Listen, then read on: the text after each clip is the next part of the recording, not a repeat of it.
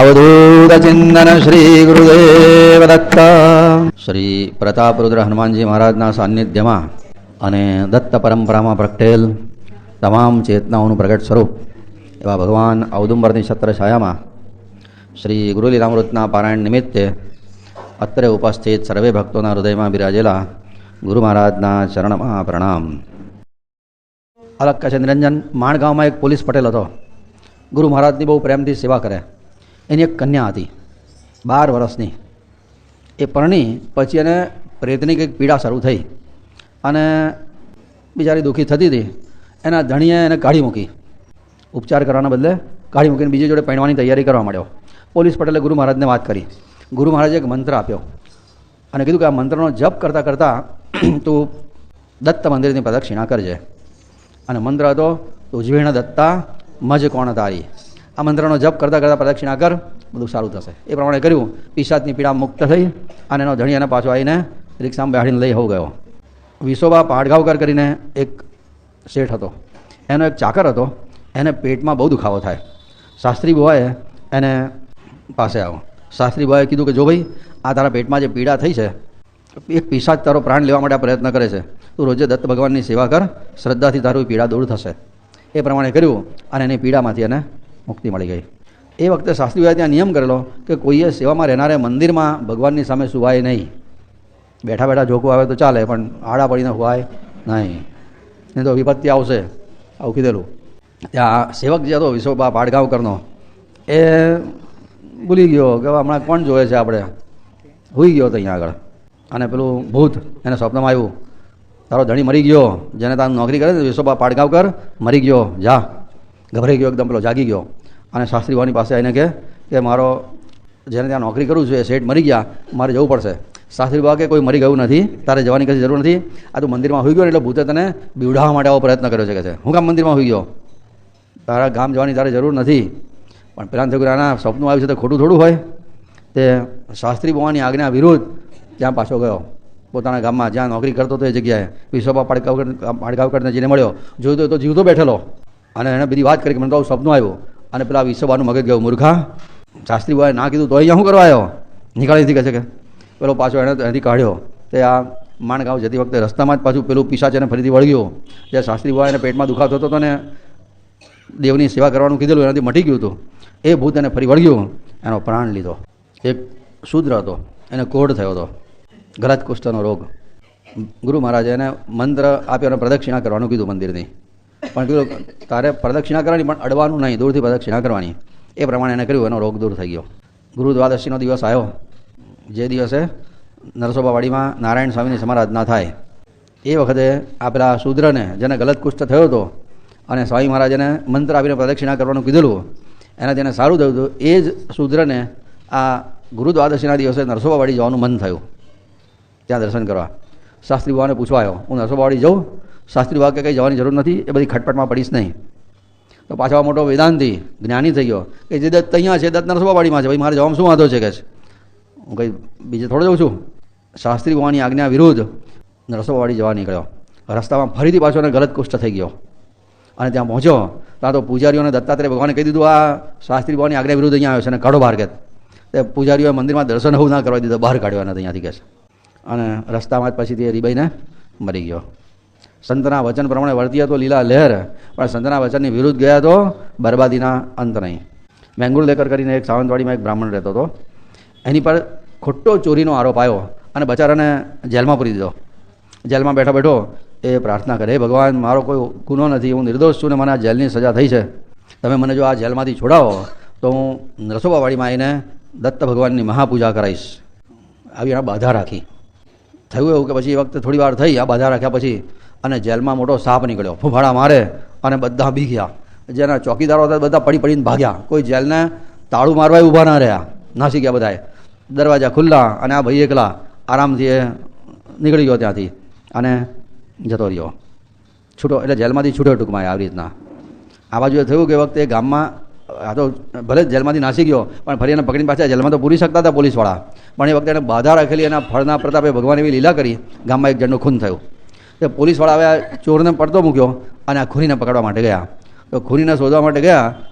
એક ઊંડા કોતરમાં એમને કંઈ ડાઉટ પડ્યો ત્યાં ગયા તો ખૂની તો ના મળ્યો, પણ જે ચોરી થયેલી ને એ ચોર પકડાયા મુદ્દામાલ હાથે, અને આ વેંગુર્લેકર નિર્દોષ છે સાબિત થઈ ગયું અનાયાસે જ.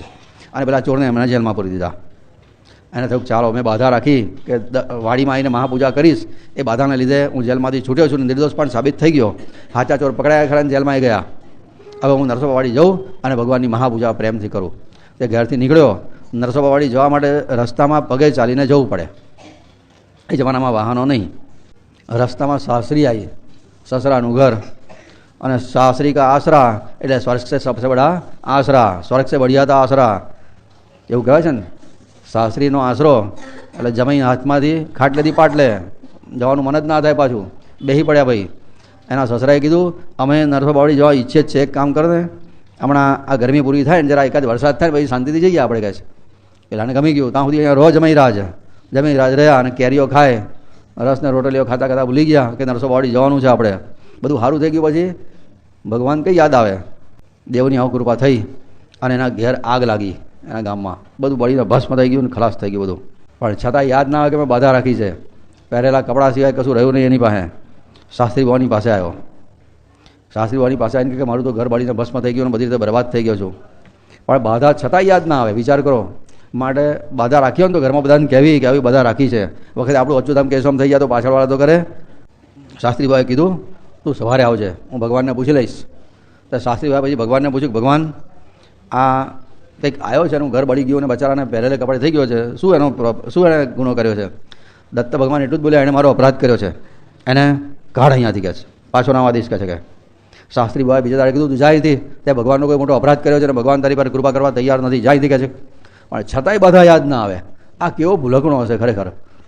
કેટલાક આવા ભૂલકણા હોય અને કેટલાક જાણીને ભૂલકણા થઈ જાય, બે જાતના હોય. પહેલાં કીધું કંઈક કૃપા કરો ને, બહુ દુઃખી છું, ખાવાના ફાંફા પડે છે. શાસ્ત્રીભાઈ કીધું કાલે સવારે આવજે જા. રાત્રે શાસ્ત્રીભાઈ ફરી ભગવાનને પૂછ્યું, ભગવાન કયો એનો ગુનો એવો કયો કર્યો છે કે આટલી બધી એને સજા? ભગવાન કહે એ જેલમાં પુરાયો ને ત્યારે એને બાધા રાખેલી કે વાડીમાં આવીને મહાપૂજા કરીશ, પણ રસ્તામાં શાસ્ત્રીમાં બેસી પડ્યો તો વાડીને ભૂલી ગયો, મહાપૂજા એ કરવાનું નામ નથી લેતો. કહે છે કે તને ઠીક લાગે એમ કર, છતાંય છે શ્રદ્ધાળુ માણસ. ભગવાને આવું કીધું કે શ્રદ્ધાળુ છે પણ તને ઠીક લાગે હોય એનો ઉપાય બતાય. શાસ્ત્રીભાઈ એને બીજા દાડે બોલાવ્યો, આવ્યો એટલે કીધું ભાઈ તે કંઈ બાધા રાખેલી છે, છતાં યાદ ના આવે. વિચાર કરો, આ બાધાનું કામ આવું હોય છે. પછી શાસ્ત્રીભાઈ કીધું તું જેલમાં પૂરાયો ત્યારે તને કોણે છોડાયેલો? એ વખતે કશું યાદ કરે આવે છે? તારે યાદ કે હા એ વખતે જેલમાં પૂરાયો ત્યારે મેં બાધા રાખેલી કે વાડીમાં મહાપૂજા કરાવીશ, કે એ વખતે એને દત્તાત્રેય ભગવાને છોડાયો, તારા સસરાએ છોડાયો. તે સસરાની જોડે બેસી પડ્યો છે કે જા વાડીમાં લઘુરુદ્ર કરાવજે પહેલાં, અને પછી મહાપૂજા કરાવી ભગવાનની ક્ષમા માગજે ક્ષમાપદ સ્તોત્રથી. અને એ પ્રમાણે જ્યારે એણે કર્યું ત્યાર પછીથી એ સ્વસ્થ થયો. પછી તો દત્તાત્રેય ભગવાનનો ભક્ત થયો, પછી એની સમૃદ્ધિ પણ વધી. પણ ટૂંકમાં આ અધ્યાયની ખાસ વાત એ છે કે બાધા બને ત્યાં સુધી રાખવી નહીં. વહેમ બાધા થકી બોધ થાય નહીં, બોધ વીણ બંધજની કેમ તૂટે? બાધા રાખવાથી ભગવાનમાં પ્રેમ ના થાય. બાધા પ્રમાણે ના થાય તો શ્રદ્ધા ઉઠી જાય, અને બાધા પ્રમાણે થાય તો પછી નાના નાના કામમાં બાધા રાખતા થઈ જાય. ચંપલ ખોય ને તો એ નારિયેળ ચડાવવાની બાધા રાખે. માટે બાધાઓના રસ્તે ચડવું નહીં બહુ. કેટલાક લોકો બાધા રાખે એ વખતે ભગવાન એવું માને છે કે આ બાધા જે માની છે ને એ પ્રમાણે એક્ઝેક્ટ કરશે, અને એ બાધા પ્રમાણે સત્કર્મનું પુણ્ય એને એડવાન્સમાં આપે, અને પુણ્યના પ્રમાણે એનું કામ થાય.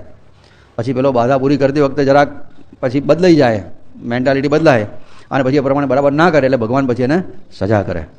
માટે બાધા રાખવી જ નહીં બને ત્યાં સુધી. કારણ કે ઘણીવાર આપણે બાધા રાખી બેસીએ છીએ પણ પછીથી એ પ્રમાણે બરાબર કરીએ નહીં ત્યારે ઉપાધિ થાય. એના કરતાં એડવાન્સમાં સત્કર્મ કરવું કે ભગવાન મારું આ કામ પૂરું થાય ને એના માટે આ પારાયણ કરું છું, તો ભગવાન જોઈ લે કે આ કેવું કરે છે, ઠીક લાગે તો આપણું કામ કરે, અને બરાબર ના થયું તો ના થાય પણ સજા તો ના થાય. માટે સત્કર્મ આગોતરું કરવું. બાધા એટલે સત્કર્મ પછી પેમેન્ટ આફ્ટર ડિલિવરી એના જેવું, એવું નહીં કરવું. ભગવાનની જોડે વેપાર નહીં કરવો. બાધા એટલે વેપાર, એમાં પડવું નહીં ક્યારે. આપણે બાધા રાખીએ કે આમ કામ થઈ જાય, પછી નારે સવારે 5 ગુરુવાર ભરીશ, અને પછીથી આપણે જઈએ તો ખરા, પણ ગુરુવારે આવી રીતના કડકડતી ટાઢ પડી હોય તો નર્મદા જળ માથે ચડાવીને આપણે આવતા રહીએ. આપણે માનીએ કે ગુરુવાર ભરાઈ ગયો, પણ સ્નાન કર્યા વગર દર્શનનો અધિકાર નહીં. બાપજી જાણે કે હજુ ગુરુવાર બાકી જ છે, અને આપણે જાણીએ કે થઈ ગયા. માટે આવું છે, બાધા રાખવી જ નહીં. એના કરતાં સત્કર્મ પહેલાં કરવું, ભગવાન જોઈ લે, અને એમને ઠીક લાગે તો કૃપા કરે. અલગ કહે છે નિરંજન. આ અધ્યાયનું પણ આપણે ગાન કરી લઈએ. અને જો કદાચ બાધા રાખવી પડી હોય જબરજસ્તીથી તો ઘરમાં બધાને કહેવું, નહીં તો નોટને ડાયરીમાં લખવું. તો ઘણી વાર તો આપણી મગજ છટકે છે પછીથી. આમ ઘણા બધા બુદ્ધિઓ બદલાઈ જાય. બાધા રાખે કે બામણને જમાડીશું, પછીથી સારું થઈ જાય. પછી થાય કે હવે તો એ સંકલ્પ કર્યો હોય ત્યારે મનમાં સંકલ્પ હોય કે આ શ્રીખંડપુરી હાથે જમાડીશું, પછી ખીચડી ખડવાઈ દે. એવું ના ચાલે. ચાલો શ્લોક નંબર 12મો શ્લોક ફરી, કંઈ વાંધો નહીં. યત્પાદકંજતીર્થેન કોષ્ઠાદ્યાર્થી ક્ષતિમ ગતા અનેકેષાં ચ સ્ત્રી પુંસાં વાસુદેવ નમોસ્તુતે. इति श्री दत्तपादारविंद वेद ब्रह्मचारी पांडुरंगनाथ उद्धव महाराज विरचिते श्री गुरु लीलामूर्ते अलख निरंजन संवादे देव सेवा प्रकार कथन नाम 14+शततमोऽध्यायः समाप्तः. अवधूत चिंतन श्री गुरुदेव दत्त. સાવંતવાડીમાં વાલાવાલી કરીને એક જગ્યા છે. ત્યાં એક બ્રાહ્મણ હતો. એને કોઈ ગુનો નહોતો કર્યો, ખાલી શંકાના આધારે પોલીસવાળા એને પકડીને જેલમાં પૂરી દીધો. શાસ્ત્રીઓને ખબર પડી કે આ નિર્દોષ બ્રાહ્મણને જેલમાં પૂરવામાં આવ્યો છે. પોતે ત્યાં જેલના અધિકારીઓને મળ્યા, એ બ્રાહ્મણના જામીન થયા અને એને છોડાયો. અને એમને કીધું કે જે ખરેખર ગુનેગાર છે આજથી ત્રીજા દિવસે તમને પકડી પણ જશે. આવું કહીને બ્રાહ્મણને છોડાયા. બ્રાહ્મણો પ્રત્યે શાસ્ત્રી બાવાને બહુ પ્રેમ હતો. એને કોઈ પરિચય નહીં. આજે ઓળખાણવાળા હું જામીન ના થાય, ગભરાય. શાસ્ત્રી બાવાના જામીન થઈને એને છોડાઈ આવ્યા. એક રામભાવ સબનીશ કરીને હતો, એને વગર કારણ નોકરીમાંથી કાઢી મૂક્યો. એને યોગીની મંત્ર બતાવ્યો અને મંત્રનો જપ કરવાથી ફારી નોકરી પાછો લઈ લીધો. વાસુદેવ સાઠે કરીને એક ગૃહસ્થ હતા. એના છોકરો જન્મથી મૂગો હતો, બોલે જ નહીં. શાસ્ત્રી બુવાએ એને 21 દિવસનું મંત્રનું અનુષ્ઠાન બતાવ્યું, બોલતો થઈ ગયો. શાસ્ત્રી બુવાએ ત્યાં આગળ એવું ખાસ સૂચના આપેલી કે દેવની સામે મંદિરમાં સુવાનું નહીં અને ઔદુંબરને અત્યંત પવિત્ર અવસ્થામાં જ સ્પર્શ કરવો. પગ પણ ધોયેલા હોવા જોઈએ. બહારથી આવ્યા હોઈએ ચંપલ પહેરીને, ચંપલ કાઢ્યા પછી પગ ધોયેલા હોય, ઘેરથી નાહીને આવ્યા હોય, રસ્તામાં કોઈને અડક્યા ના હોય અને પવિત્ર વસ્ત્રો હોય તો જ ઔદુંબરને અડકવું. ઔદુંબર દત્ત સ્વરૂપ છે એ ખાસ સમજવું.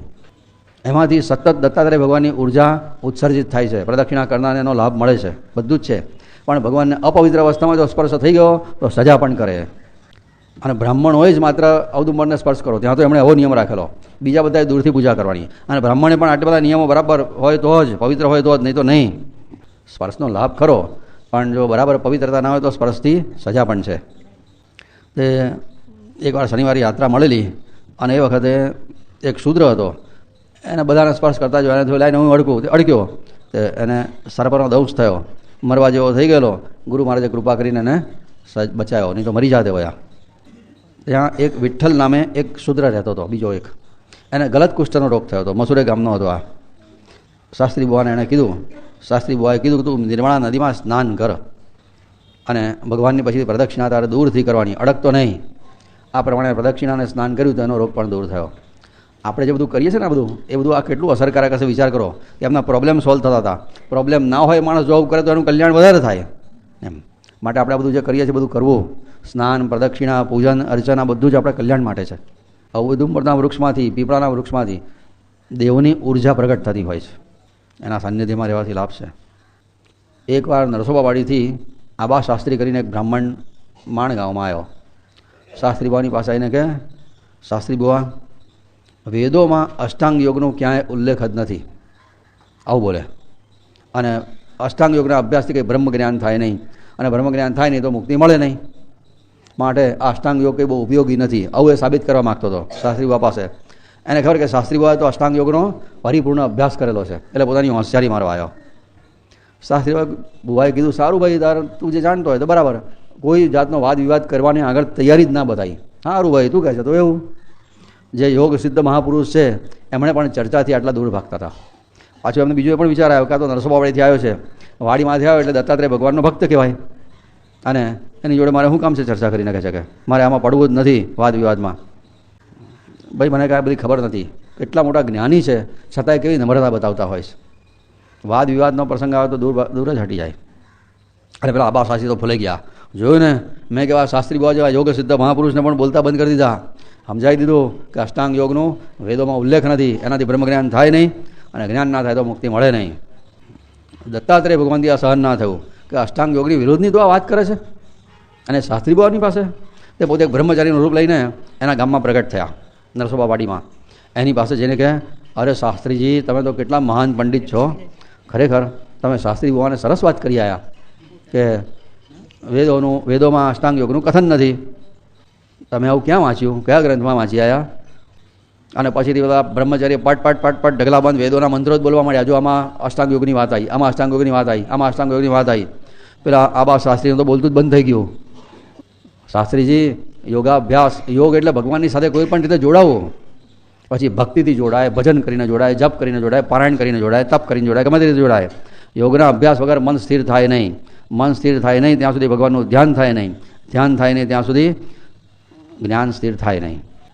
માટે જેને મોક્ષ મેળવવો છે એને સતત કોઈ પણ રીતે ભગવાનની સાથે જોડાયેલા રહેવું જ પડે, યોગનો અભ્યાસ કરવો જ પડે. યોગ એટલે જોડાવું, બસ આટલું જ. પેલા શાસ્ત્રીજી તો મુગાત થઈ ગયા, બોલતી બંધ થઈ ગઈ એમની, આબા શાસ્ત્રીને.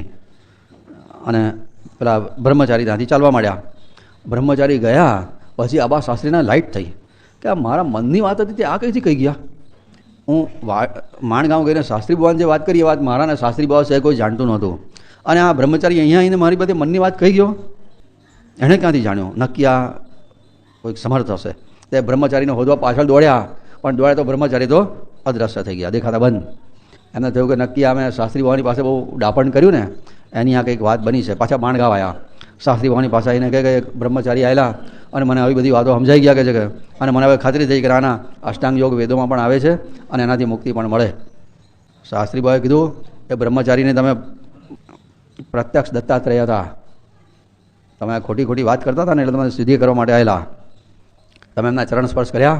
ના, કહે છે કે મને તો એવું થયું કે આ વાતો કરે છે સાંભળ્યા જ કરી મેં. કહે છે કે તમે અવસર ચૂક્યા પણ છતાંય જાઓ, ભગવાનના દર્શન તો થયા, એટલો તો લાભ થશે. અને પછીથી એ વખતે શાસ્ત્રીભાઈ એમને કીધેલું કે તું એમના ઉપાસના કરો, શાસ્ત્રમાં બતાવેલી વાતોને જરાય શંકા કરવી નહીં. પછી એમણે નિશ્ચય કર્યો કે હવે શાસ્ત્રી બાબા કહે પ્રમાણે જ રહેવું, એમની આજ્ઞા પ્રમાણે જ જીવવું.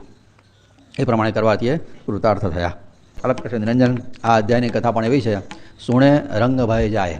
સાંભળવાથી માયાનો ભય આપણને લાગતો નથી પણ બહુ ભયંકર હોય છે એનો ભય. હા, એ જાગે ને ખબર પડે. અધ્યાય નંબર 115 અને શ્લોક નંબર 18. સિદ્ધોપાસન યોગેન ભક્તિ માર્ગે પ્રયત્નતઃ અનેકાન પ્રેરયામાસ વાસુદેવ નમોસ્તુતે.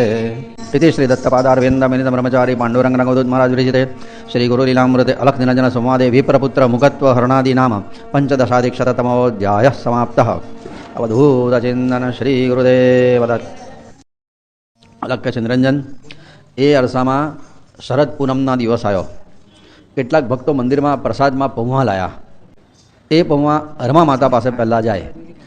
જે પ્રસાદ આવે તો બધો રમા માતા પાસે જાય. રમા માતા પછીથી એને ફળ હોય તો સમારીને આપે અને એવી રીતના શાસ્ત્રી ભગવાન આપે. એટલે શાસ્ત્રી બાબા પછી ભગવાનને ધરાવે. આવો ત્યાં નિયમ હતો. એ કેટલાક ભક્તો પૌવા લાયા, રમા માતા પાસે ગયા પૌવા. રમા માતાએ પૌવા શાસ્ત્રી ભગવાને આપ્યા અને શાસ્ત્રી બાબાએ પૌવા ભગવાનને ધરાયા. નૈવેદ્યમાં જ્યાં પ્રોક્ષણ કર્યું અને જ્યાં નૈવેદ્ય પ્રાણાય સ્વાહા અપાનાય સ્વાહા કર્યું અને ત્યાં તો ભગવાન મોટા અવાજે એમના કાનમાં બૂમ પાડીને કીધું, આ સૂકા પૌવા ખવડાવીને મારું ગળું છોલી નાખવાનું છે? શાસ્ત્રી બાબાએ કીધું, ભગવાન આ તો રમા માતાએ જે આપ્યા એવા જ મેં સીધા ધરાવી દીધા કહે છે કે. અને જ્યાં આટલું કીધું ત્યાં તો રમા માતાના ગળામાં દુખાવો શરૂ થયો અને ગળું સૂજીને મોટું કાન કરતાં બહાર નીકળી ગયું, સોજો આવી ગયો, એકદમ તીવ્ર વેદના થાય અને મૂર્છિત થઈને બેભાન થઈને પડી ગયા રમા માતા, શાસ્ત્રી બુવાના માતાજી. શાસ્ત્રી બુવા ગભરાઈ ગયા અને એ વખતે એમણે દત્તાપરાધ ક્ષમાપન સ્તોત્ર બોલીને ભગવાનની ક્ષમા માગી. આ ક્ષમાપન સ્તોત્રનો પાઠ બધાએ રોજે એકવાર કરવો. આપણાથી જાણતા જે ભૂલો થાય છે ને એ બધી ભૂલોની આમાં ક્ષમા માગેલી છે. ઉપાસના કાંડ વખતે આપણે આખા સ્તોત્રનો અર્થ જોઈશું, પણ આપણે જે ભૂલો કરી શકીએ છીએ એ બધી ભૂલોની આમાં ક્ષમા માગેલી છે. એમાં દરેક અંતરાના અંતમાં આવે ક્ષમસ્વાપરાધમ ક્ષમસ્વાપરાધમ ક્ષમસ્વાપરાધમ પ્રભો ક્લિન્ન ચિત્ત. ક્ષમસ્વાપરાધમ એટલે મારા અપરાધની ક્ષમા કરો. આવું 3 વાર ક્ષમા માગી છે દરેક ગુના બોલીને. એની પહેલાંના જે 3 આવે ને વાત એમાં કંઈક ગુનો બોલે કે મયા યૌવને જ્ઞાન તો ભોગો તો સાત, એટલે યુવાનીમાં મેં ભોગમાં ફસાયો અને ગૃહિતમ કદાચિન્ન તેના મદદ. તે વખતે તમારું નામ મેં ગૃહિત એટલે બોલ્યો નહીં, તો ક્ષમસ્વાપરાધમ 3 વાર ક્ષમા માગે છે. અને છેલ્લા કહે છે પ્રભો ક્લિન્ન ચિત્ત. ક્લિન્ન ચિત્ત એટલે જેનું હૃદય દયા ભાવથી ભીનું જ રહે છે સતત, એને ક્લિન્ન ચિત્ત કહેવાય. ક્લિન્ન એટલે ભીનું. તો હે ભગવાન તમારું ચિત્ત તો કાયમ ભિન્ન રહે છે દયા ભાવથી, તો મારા અપરાધની તમે ક્ષમા કરો. તમે કઠોર નથી, બહુ દયાળુ છો. આવી રીતના પ્રાર્થના માગેલી છે. આ પ્રમાણે ક્ષમા માગી એટલે ભગવાન પ્રસન્ન થઈ ગયા. અને પછી વખતે ભગવાને એવું કીધેલું કે જે દેહને એ જ દેવને અર્પણ કરવાનું. આપણે સૂકા પૌવા નથી ખાતા, દૂધ પૌવા ખાઈએ ને ભગવાનના દૂધમાં પલાળીને પૌમાં ધરાઈએ છીએ. સૂકા પૌમાં ખાઈએ તો આપણને ના ગમે, તો ભગવાનને કેવી રીતે ના ગમે? માટે ભગવાનને દૂધ પૌમાં ધરાવાય, પણ એકલા પૌમાં કોરા ધરાવાય નહીં. સમજે? તો કૃષ્ણ ભગવાન સુદામાના પૌમાં ખાઈ ગયેલા, કારણ કે સુદામા બચારા કઈ દૂધ લેવા જાય, પણ આપણે બધું દૂધ લાવી શકીએ છીએ, એટલે આપણે ભગવાનને દૂધ પૌમાં ધરાઈએ છીએ. આ અધ્યાય જ્યારે ભણાવે ને ત્યારે દર વર્ષે આપણે દરેક પારાયણમાં ભગવાનને દૂધ પૌમાં ધરાઈએ છીએ, એવા ભાવથી કે ભગવાન અમે તમને દૂધ હાથે પૌમાં ધરાયા છે, સૂકા નથી. આપણે બધા એવી ભાવના કરવાની આ સ્તોત્ર ગાતી વખતે કે આપણે આ દૂધ પૌમાં ધરાયા છે. ભગવાનની કૃપાથી આપણે દરેક પારાયણમાં જે અધ્યાયમાં જે ભગવાનના પ્રસાદની વાત આવે છે, બધા પ્રસાદ આપણે ભગવાનને ધરાઈ શકીએ છીએ. આ ભગવાનની બહુ કૃપા છે ખરેખર. ભગવાનને આવું ગમે છે. આ બધા ભગવાનને લાડ લડાય બરોબર છે, ભગવાનને લાડ લડાવો ને તો બહુ ગમે. ભગવાને આગ્રહ રાખેલો મને દૂધ પૌમાં ધરાવજો, એકલા પૌમાં કેમ ધરાયા? ઘેર પણ આ વાતનું ધ્યાન રાખજો બરાબર. કાં તો એને બટાકા પૌમાં બનાવીને ધરાવો તો ચાલે, કાં તો દૂધ પૌમાં ધરાવો તો ચાલે, પણ એકલા પૌમાં સૂકા ના ચાલે. કેટલાક બહેનો તો એકલા પેલા પૌમાં પલાળીને બનાવે છે, બટાકાના માફક આવતા હોય તો એ બી ચાલે. પણ જે દેહને તે દેવને, આપણને જે માફક નથી આવતું, આપણને જે નથી ગમતું, એ ભગવાનને કોઈ દિવસ ધરાવવું નહીં.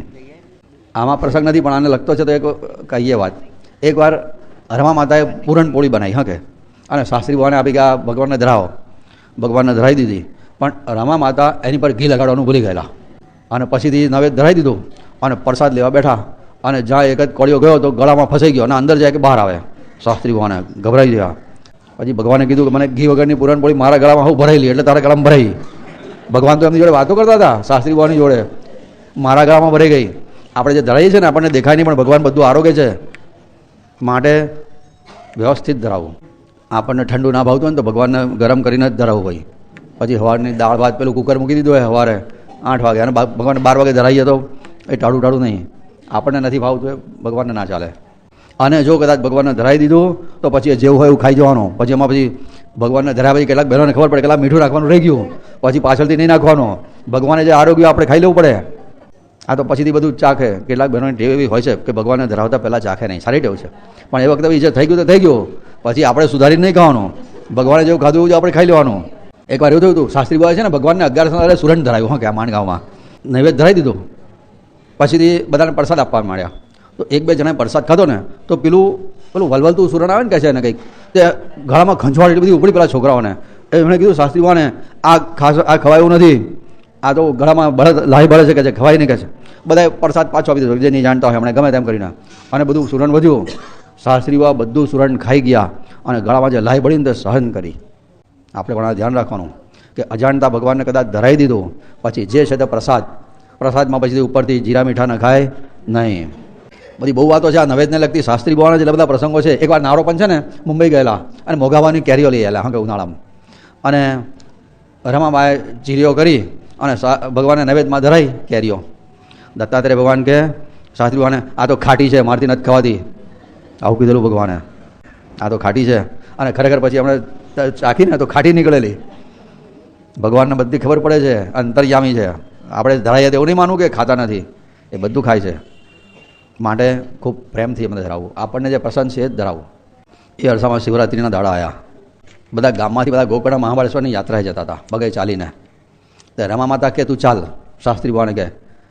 શાસ્ત્રી બાબા કે મને તો ભગવાનની આજ્ઞા છે, 7 વર્ષ સુધી મારે માંડગાંવ છોડવાનું નહીં. રમા માતા કે ના આવે, હું કહું છું ને માની આજ્ઞા તો પાલન કરવું જ પડે, તું ચાલ. એ વખતે શાસ્ત્રી બાબાને ધર્મ સંકટ આવ્યો. એક બાજુ માની આજ્ઞા છે ચાલ, દત્તાત્રેય ભગવાનની આજ્ઞા છે કે ના જઈશ. કેટલું મોટું સંકટ કહેવાય. પણ એ વખતે એમણે વિચાર કર્યો કે જો હું માની આજ્ઞાનું પાલન નહીં કરું તો ભવિષ્યના છોકરા કહેશે કે શાસ્ત્રી બાબાએ માની આજ્ઞાનું પાલન નહોતું કર્યું, માટે અમે માની આજ્ઞા નહીં પાડીએ. મા એ સુપ્રીમ કોર્ટ, અને એ વખતે ભગવાનની આજ્ઞાની વિરુદ્ધ એ જવા તૈયાર થયા. એમને ખબર હતી કે હું જઈશ ને તો મને સજા થશે, કારણ કે દત્તની આજ્ઞા વિરુદ્ધ જાઉં છું એટલે સજા થશે. પણ ખોટી પરંપરા ના ઊભી થાય કે માની આજ્ઞાનું પાલન નહીં કર્યું. શાસ્ત્રી બાબા જે પણ નહોતા કરતા પાલન, આવું કોઈ ખોટો દાખલો ના બેસે, એટલા માટે જવા તૈયાર થયા. એમને ખબર હતી કે મારી પર સજા આફત આવશે જ, ખોટી પરંપરા ઊભી ના થાય એના માટે ઊભા થયા, જવા તૈયાર. સંઘ બધો ગામના ભાગોળે તૈયાર થયો તો ભેગો થઈને ઊભો રહેલો, દિગંબરા કરે. શાસ્ત્રી બાબા વખતે વચ્ચે ઊભેલા, અને જ્યાં પરાયણનો આરંભ કરે પહેલાં તો એક સાપ આવ્યો, શાસ્ત્રી બાબાના પગમાં એને કરડ્યો અને એકદમ બેસી પડ્યા. કરડ્યો એટલે, અને જોતામાં તો પગ સૂજીને મોટો થાંભલા જેવો થઈ ગયો. ઊંચકીને ઘેર લઈ ગયા. ગોકર્ણ રહ્યું બાજુ પર, માંડગાંવની ભાગોળે ઓળંગી ના શક્યા. ઘેર લઈ જઈને સુવાડી દેવા પડ્યા એમને. પછી કોઈ કહે કે માંત્રિકને બોલાવો, કોઈ કહે કે આને બોલાવો. શાસ્ત્રી વાગે કોઈને બોલાવશો નહીં, મારો માંત્રિક દત્તાત્રેય ભગવાન જ છે, એને મટાડવું હશે તો મટાડશે, નહીં તો કંઈ નહીં કહે છે. બીજા કોઈ ઉપાય કરશો નહીં કહે છે કે. પણ બધા કે ના ના કંઈ કરવું તો પડે ને, આ તો ઝેરી સાપ છે, કડ્યો છે તો. અને જોયું ને તો શાસ્ત્રી બુવાના પગમાં સાપનો દાંત હો ઘૂસેલો હતો એ વખતે, એવો કડ્યો હશે. કેટલા કીધું કંઈક બોલાય માંત્રિકને. શાસ્ત્રી વાક્ય જેવી તમારી ઈચ્છા, મારી આજ્ઞા નથી કે તમે માંત્રિકને બોલાવો. લોકોના આગ્રહે માંત્રિકને બોલાવ્યો. જેમ જેમ ઉપચાર કરતા જાય એમ પગ વધારે સુસ્તો જાય, મટવાના બદલે વધી ગયો. પરિસ્થિતિ એવી થઈ કે પગ હલાવવા માટે કોઈને કહેવું પડે કે ભાઈ મારો પગ આમથી આમ મૂક, આવી સ્થિતિ આવી ગઈ. એટલે બધાએ પ્રયોગ કરવાના બંધ કરી દીધા, સારું ભાઈ રવા દો જેમ છે એમ. અને જ્યાં શિવરાત્રિનો દિવસ ગયો એની જાતે જ પગ ધીમે ધીમે સારો થઈ ગયો.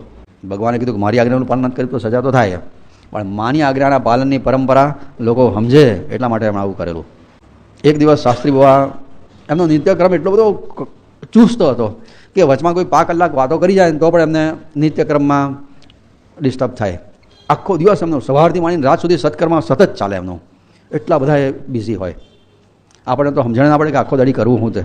આ પારાયણ ના હતો કે 8 કલાક આપણે 8 થી 7 સુધી બેસીએ નહીં ઘેરે, શું કરીએ ભાઈ, કંટાળો આવે. ભગવાનની પાસે માગું કે હું સતત ભક્તિ કરી શકું આખો દિવસ, એવી કૃપા કરો, થઈ શકે છે. શાસ્ત્રી બુવા સવારે 4 વાગે ઉઠતા હતા, રાત્રે 9-10ની વચ્ચે સૂઈ જાય ત્યાં સુધી આખો દિવસ સત્કર્મ ચાલતું હતું એમનું. એક વાર એવું થયું કે શ્રમ બહુ થાય, પૂરી ઊંઘ ના મળે, અને એમને પણ આપણા પારાયણમાં આવનારા જેવું થઈ ગયું. બપોરે બેઠા બેઠા ભગવાન ના ગમ્યું નહીં, વીંછી આવીને શાસ્ત્રી બુવાને કઢી ગયો. એકદમ ઊભા થયા અને ચિત્તને બોધ આપ્યો કે એ ઊંઘે જશે એનો, દત્તાત્રેય સિવાય આરામ ક્યાં છે બીજો, રામ વિના આરામ ક્યાં છે. અને પછી એમણે બોધ આપ્યો છે કે નિયમ ભંગથી ચિત્તમાં પ્રમાદ થાય, પ્રમાદ થાય એટલે બધો વિનાશ થાય. માટે પૂજન અર્ચન નિયમથી, પૂજન અર્ચન, પૂજા એટલે પૂજા, પૂજન અર્ચન નિયમથી, નિયમે ધ્યાન સદાય, શ્રવણ મનન નિયમે સદા કરતા શું ન થાય. આટલી વાતો નિયમથી કરવાની, આમાં નિયમ જોઈએ. શ્રવણમાં, રોજ કથા સાંભળવામાં, સાંભળ્યા પછી એનું મનન કરવામાં, ધ્યાન કરવામાં અને પૂજા કરવામાં, આટલામાં નિયમોની જરૂર છે. અને આટલી વસ્તુ જો નિયમથી કરીએ તો ધાર્યા કામ થાય. પૂજન અર્ચન નિયમથી, નિયમે ધ્યાન સદાય, શ્રવણ મનન નિયમે સદા કરતા શું ન થાય. આટલી બધી બાબતમાં નિયમ જોઈએ. ભક્તિ કરનારાએ નિયમથી મનને બાંધવું પડે. નિયમથી ભક્તિ નથી કરતા. કેટલાક કહે છે અમારે તો કોઈ નિયમ નહીં, જ અમારો નિયમ. લે આવા નિયમ હોય? કોઈ નિયમ જ નહીં અમારો. જ્યારે ભાવે ત્યારે હોઈ જવાનું, ભાવે ત્યારે ઉઠવાનું, ભાવે ત્યારે ખાવાનું, ભાવે આ બધું. આ તો સ્વચ્છંદી જીવન કહેવાય. નાસ્તિક માણસોનું જીવન આવું હોય. નિયમથી મનને બાંધવું પડે. સુવાના ટાઈમે સૂઈ જવાનું, ઉઠવાના ટાઈમે ઉઠવાનું, પૂજાના સમયે પૂજા, ધ્યાનના સમયે ધ્યાન, સંધ્યાના સમયે સંધ્યા. ડોંગર મહારાજ કહેતા હતા લોકો ગાડીનો ટાઈમ સાચવે છે પણ સંધ્યાનો ટાઈમ સાચવતા નથી.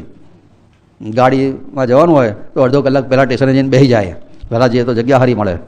અને ભગવાનની ભક્તિમાં જ્યારે ભાવે ત્યારે જે થયું તે ના ચાલે. બાકી ક્યાંનો વિષય ને ક્યાંનો દંશ, એમને કંઈ વિસી કાઢતા હશે પણ આપણા માટે આ શિક્ષણ આપતા હતા.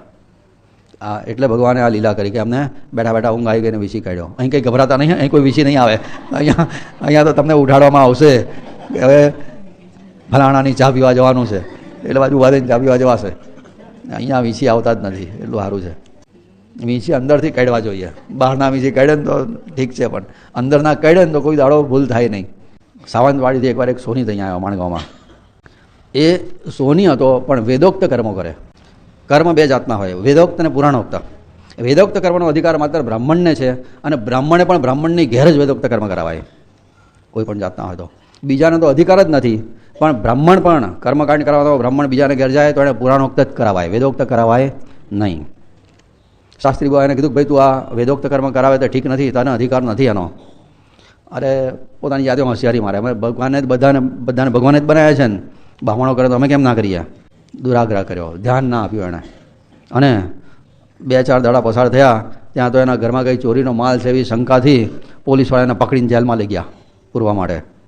હાથ કડી પહેરાઈને પોલીસ ચોકે લઈ જતા હતા. એને થયું કે આ શાસ્ત્રી બાવાનું કયું માન્યું નહીં ને, અને વેદોક્ત કર્મ કર્યા એની આ સજા છે. એણે પોલીસવાળાને કીધું મને જેલમાં પૂરો તો પૂરજો, પણ મને પહેલાં શાસ્ત્રી બાવાને એકવાર પગે લાગવા દો, એમને વંદન કરું પછી જેલમાં પૂર દેજો. હવે એની શ્રદ્ધા જાગી. પોલીસવાળાને દે કે હારું ભાઈ ચાલે, જેલમાં તો નાખવાનો જ છે. શાસ્ત્રી બાવા પાસે જતામાં તો મહાજનની આંખમાં આંસુ આવી ગયા. ગુરુ મહારાજ હવે ફરી કોઈ દિવસ વેદોના મંત્રોનો પ્રયોગ જ નહીં કરું, હું અપરાધી છું, ક્ષમા માગું છું, આ દાસને શરણે લો. શાસ્ત્રી બાવાને થયું કે આને પશ્ચાતાપ થયો છે. પછી એને જેલમાં પૂર્યો, પણ જામીન ઉપર તરત જ છૂટી ગયો.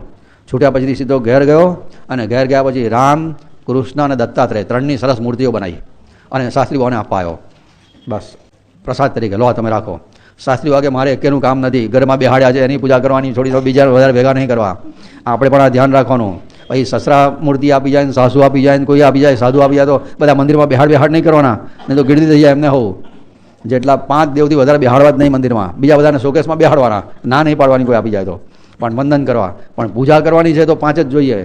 પછી બધા બહુ બેહાડીએ ને તો કંટાળો આવ્યો પૂજામાં. એમણે કીધું મારે આ કોઈનું કામ નથી, તો લઈ જા ભાઈ. કહે છે આ 3 મારા મંદિરમાં બેહાટા છે, બહુ છે. દત્તાત્રેય ભગવાનની પૂજા કરતા હતા એ. ત્યાં તો દત્તાત્રેય ભગવાન કાનમાં કહે મારી મૂર્તિ રાખ, બીજી પાછી આપી દે. શાસ્ત્રી બાવા કે કેમ? આ એક બેહાડ્યા છે કે તમારે પ્રવાસમાં જવાનું છે અને પ્રવાસમાં તારે મને જોડે રાખવાનો છે. શાસ્ત્રી બાવા કે ભાઈ પ્રવાસમાં તો મારા ખાવાના ઠેકાણા નહીં, નાવાના ઠેકાણા નહીં, તમને કઈ જોડે લઈ જાઉં? તમારી પૂજા ક્યારે કરું? તમને આ બધા ઉપચાર કેમ ના કરું? ભગવાન કહે તું નાય ત્યારે મને નવડાવજે, તું બસમાં લગાડે તો મને બસમાં લગાડી દે, તું જમે તો મને જમાડજે. શાસ્ત્રી બાવા કે આ 3 સિવાય ચોથી ટ્રીટમેન્ટ મળશે નહીં. અને કોન્ટ્રાક્ટ થઈ ગયો ભગવાન અને શાસ્ત્રી બાવાની વચ્ચે. નાહીશ તારે નવડાવીશ, બસમાં લગાડું તો બસમાં લગાડીશ, અને જમીશ તારે તમને નૈવેદ્ય ધરાવીશ. ભગવાન પણ એ પ્રમાણે કોન્ટ્રાક્ટથી બંધ થઈ ગયા. અને શાસ્ત્રી બાવાએ દત્તમૂર્તિ સોનિયા જે મહાજને બનાવી તે પોતાની પાસે રાખી. પછી મહાજને ત્યારથી કાન પકડ્યા કે વેદોક્ત કર્મ કોઈ દાડો કરવો જ નહીં, અને પુરાણોક્ત કર્મ કરીને સુખી થયો. અલગ કહે છે નિરંજન શાસ્ત્રની આ બધી વાતો આપણા કલ્યાણ માટે હોય છે. પુરાણોક્ત એટલે આ મહાદેવજીની ઉપાસનામાં રુદ્રાભિષેક જે છે, રુદ્ર અષ્ટાધ્યાયી રુદ્રી એ વેદોક્ત છે. મહિમના સ્તોત્ર પુરાણોક્ત છે. મહિમના બધાથી બોલાય.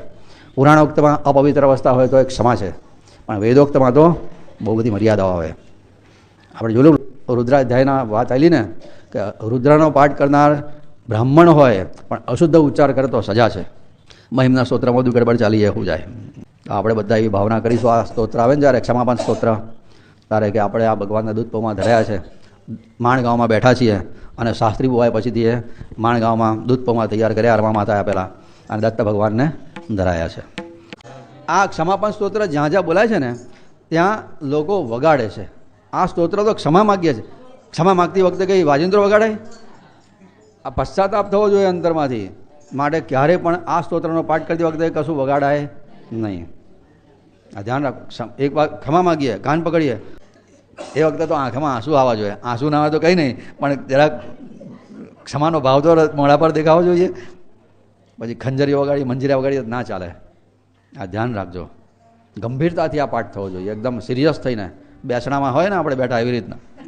રસજ્ઞાવશાત્તારકમ સ્વાદુલભ્યમ ગૃહીતમ કદાચિન્ન તેનામ દત્ત સમસ્વાપરાધમ સમસ્વાપરાધમ સમસ્વાપરાધમ પ્રભો ક્લિન્ન ચિત્ત યોન્યંતરે દૈવદાઢ્યાદ્વિભો પ્રાગ ગૃહીતમ કદાચિન્ન તેનામ દત્ત સમસ્વાપરાધમ સમસ્વાપરાધમ સમસ્વાપરાધમ પ્રભો ક્લિન્ન ચિત્ત મયા માતૃગર્ભસ્થિતિ પ્રાપ્ત કષ્ટાત ગૃહીતમ કદાચિન્ન તેનામ દત્ત સમસ્વાપરાધમ સમસ્વાપરાધમ સમસ્વાપરાધમ પ્રભો ક્લિન્ન ચિત્ત મયા જાતમાત્રેણ सम्मोहितेन गृहीतं कदाचिन्न तेनाम दत्त समस्वापराधं समस्वापराधं समस्वापराधं प्रभो क्लिन्न चित्त मया क्रीडनासक्तचित्तेन बाल्ये गृहीतं कदाचिन्न तेनाम दत्त समस्वापराधं समस्वापराधं समस्वापराधं प्रभो क्लिन्न चित्त मया यौवने ज्ञानतो भोगदोषात् गृहीतं कदाचिन्न तेनाम दत्त समस्वापराधं समस्वापराधं समस्वापराधं प्रभो क्लिन्न चित्त मया स्थाविरेण सर्वेन्द्रियेण गृहीतं कदाचिन्न तेनाम दत्त समस्वापराधं समस्वापराधं समस्वापराधं प्रभो क्लिन्न चित्त ऋषिकेशमेवान्मनः काय जातं हरे ज्ञानतो विश्वसाक्षी समस्वापराधं समस्वापराधं समस्वापराधं प्रभो क्लिन्न चित्त श्रुतो जाता वाहितोऽस्यर्चितो वा न कीर्तस्तुतो वन्दितो वा न जप्त समस्वापराधं समस्वापराधं समस्वापराधं प्रभो क्लिन्न चित्ताद्याब्देर्भवाद्रग्नसागासमाद्रत् भवत्याप्तमन्दोर्भवान्ये शरण्यम् यथालम्बनं भूरिभूनि शुकान्द्रे इति प्रार्थितं दत्तशिष्येन सारम्। અધ્યાય 116 શ્લોક નંબર 15 મૂર્તિદમ સ્વર્ણકારમ યો મોચયદ્રાજરોષતઃ સદ્ધર્મે પ્રેરયામાસ વાસુદેવ નમોસ્તુતે. ઇતિ શ્રી દત્તપાદારવિંદમિલમ બ્રહ્મચારી પાંડુરંગ રંગદૂત મહારાજ વિરચિતે શ્રી ગુરુલીલામૃતે અલખ નિરંજન સંવાદે નાસ્તિક શિક્ષણ નામ ષોડશાધિકશતતમોऽધ્યાયઃ સમાપ્તઃ. અવધૂતચિંતન શ્રી ગુરુદેવ દત્ત. અલખ છે નિરંજન. આ નરસોબાવાડીમાં એમના દુર્ગા માસી જે હતા એમનો એક ભાઈ વિનાયક કરીને રહેતો હતો. વિનાયક કોનકર એનું નામ. એને 1.5 વર્ષનો એક છોકરો હતો, એકદમ બીમાર પડ્યો, સિરિયસ જેવો થઈ ગયો. એટલે આ શાસ્ત્રી બુવાના મામા અને મામી 2 જણીઓ કુંડળીયાની લઈ પત્રિકા લઈને શાસ્ત્રી બુવા પાસે આવ્યા. એમનું જ્યોતિષશાસ્ત્રનું જ્ઞાન બહુ જબરજસ્ત હતું. શાસ્ત્રી બુવાનું પત્રિકા બતાવીને કીધું કે ભાઈ આનું કેવું છે ભવિષ્ય, એટલે બહુ સિરિયસ બીમાર થઈ ગયો છે, શું લાગે છે ભવિષ્ય. શાસ્ત્રી બુવાએ પત્રિકાના આધારે કીધું કે આ નહીં મરે. આવું કીધું. મરવા બીમારી ભલે છે પણ મરે એવું આ પત્રિકાના આધારે કહું છું કે મરે એવું લાગતું નથી. પત્રિકાના આધારે એમણે કીધું. થોડા દિવસમાં છોકરો મરી ગયો. અને પછી તો મામા ને મામી ને મામીની સાસુ ને બધાએ આ મરી ગયો. શાસ્ત્રી વાગે મરી ગયો. તો હવે એનો આગળનો ઉત્તર ક્રિયા સંસ્કાર કરવાનો હોય. ના, તમે કીધેલું કે નહીં મરે ને કેમ મરી ગયો? એટલે ભાઈ મેં તો પત્રિકાના આધારે કીધું. શાસ્ત્રી બુવા કે પત્રિકા તમે જેની પાસે બનાવી હોય એણે કેવી બનાવી હોય શું ખબર પડે.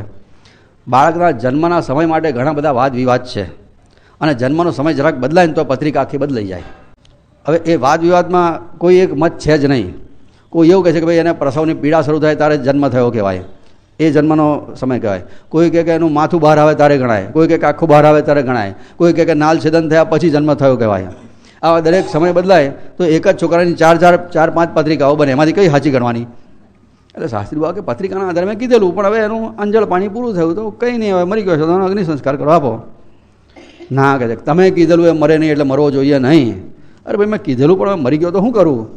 કે તમે 1 વર્ષ સુધી એની પાસે બહેન રડશો ને તો એ ફરી જીવતો થાય નહીં. ના કહે છે કે કોઈ સંજોગોમાં ચાલે જ નહીં, છોકરો જીવતો થવો જ જોઈએ. પુત્ર વગર તમને શું ખબર પડે? અમારા જેવાના ગૃહસ્થને ખબર પડે કેમનું જીવાય છે. પુત્ર વગર ચાલે જ નહીં. બહુ જીદે ચડ્યા. શાસ્ત્રી બાબા કે જો ભાઈ પુત્ર થવાથી લાભ નથી, પુત્ર સુપુત્ર થાય ને તો લાભ છે. પુત્ર જો કુપુત્ર થાય ને તો મા બાપની દુર્ગતિ થાય. શાસ્ત્રમાં એવું લખ્યું છે કે માતા પિતાની સંપત્તિનો વારસો છોકરાને મળે અને છોકરાના કર્મનો વારસો મા બાપને મળે. આ બરાબર યાદ રાખજો. આ સિદ્ધાંત બહુ અગત્યનો છે. માતા પિતાની સંપત્તિનો વારસો સંતાનને મળે, સંતાનના કર્મોનો વારસો માતા પિતાને ઊંધો જાય ઉપર મળે. છોકરા જો દુરાચારી નીકળે તો માતા પિતાને સજા છે. એના માટે ડોંગરેજ મહારાજ એક સરસ દ્રષ્ટાંત આપતા હતા. એકવાર એક હંસ અને હંસણી નીકળેલા ફરવા. એ લોકો બહુ લાંબુ ઉડી શકે. હા કે બસ 2,000 કિલોમીટર સુધી એ લોકો મુકામ કર્યા છે ઉડી શકતા હોય. ઠંડી બહુ પડે ને ધ્રુવ પ્રદેશમાં ત્યારે એ લોકો આ બાજુ ભારત તરફ આવતા રહેતા હોય છે. આવી રીતના એ લોકો હંસણી નીકળેલા. વચ્ચે રાત પડી, એક ઝાડ ઉપર મુકામ કર્યો. ઘટાદાર ઝાડ હતું, એની પર 2 જણાએ મુકામ કર્યો. એ ઝાડમાં એક કાગડો રહેતો હતો. એ કાગડાએ હંસણીને જોઈને તો મોહિત થઈ ગયો કે આ મને મળી જાય ને તો બહુ સારું. પણ એમ થયું કે આપણી સિકલ જોતાં આ હંસણી કે આપણને મળે નહીં. પણ આ તો કાગડાની જાત. સવાર પડીને હંસની જવા તૈયાર થયા. એટલે પેલો કાગડો કે આ તો મારી છે. પેલો હંસ કે દેખાતું નથી, આ કલર તો જો, આ મારી છે. પેલો કે આ મારી છે. મારી કરતાં મારી ઉપર આવી ગયા 2 જણા. છેવટે આ કજિયો ગયો કોર્ટમાં કેસ ચાલ્યો. કાગડાને ખબર કે ન્યાય હંસની ફેવરમાં જવાનો છે, પણ કાગડો બહુ બુદ્ધિમાન હતો. એ આગલે દાડે રાત્રે છે ને તે ન્યાયાધીશને બંગલે મળવા ગયો.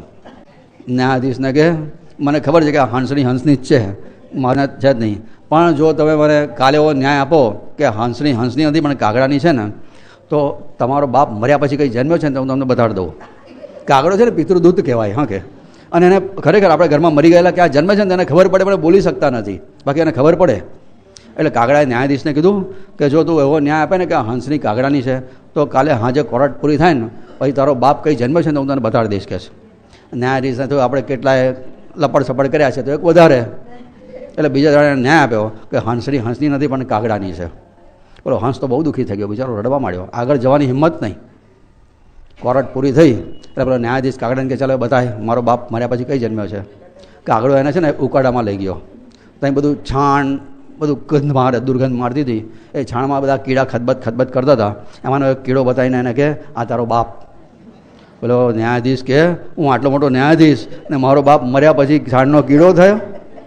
ત્યારે પેલો કાગડો કે જેનો દીકરો ન્યાયાસનમાં બેસીને હંસની હોવા છતાં કાગડાની છે એવો ન્યાય આપે, એનો બાપ મર્યા પછી ઉકાડાનો કીડો ના થાય તો કંઈ સ્વર્ગનો દેવ થવાનો હતો?